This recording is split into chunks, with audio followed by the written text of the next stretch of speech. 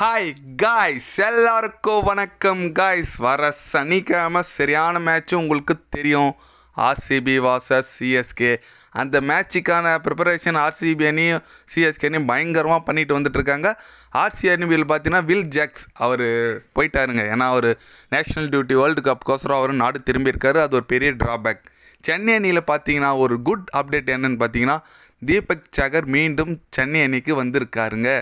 நீங்கள் சொல்லலாம் அவர் ஃபார்மில் இல்லை, அவர் வந்தானா வரலனா என்ன அப்படின்னு நினைக்கலாம். நீங்கள் சொல்ல முடியாதுங்க. தீபக் சகர் தெரியுங்களா, ஒரு 2-3 வருஷம் முன்னே அவரோட ஃபார்ம் உங்களுக்கு தெரியும். ஏன்னா 14 கோடி ஒன்று கூட அவருக்கு 14 கோடி கொடுத்து தான் வச்சுருக்காங்க சென்னை அணி. அந்த அளவுக்கு நல்ல குவாலிட்டியான பவுலர் தான்.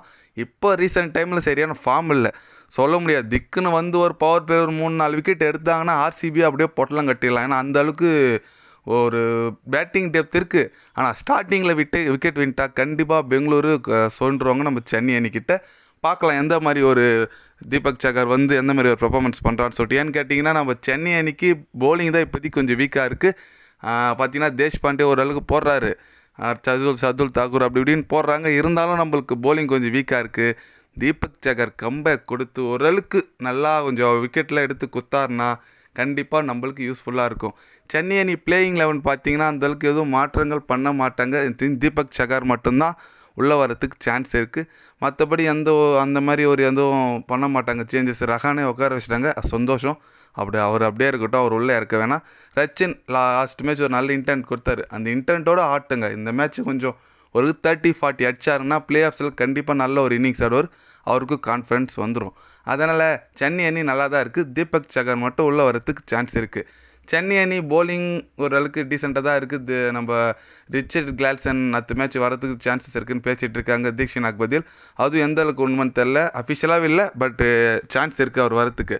சரி, அப்புறம் ஆர்சிபி சைடு போனீங்கன்னா ஆர்சிபி சைடு போலிங் உங்களுக்கு தெரியும் ரீசெண்ட் டைம் நல்லா போட்டுட்ருக்காங்க. இருந்தாலும் பரவாயில்ல, நம்ம சென்னை அணி அந்த போலிங் அட்டாக்கில் ஈஸியாக ஆடுவாங்க நான் நினைக்கிறேன். சொல்கிற அளவுக்கு யாரும் போலர் இல்லை. ஃபர்கிசன் ஓவர்லாம் ஸ்டார்டிங் அடித்தார்னா ஒரு மனசு விட்டுருவார். போலிங் ஆடலாம்.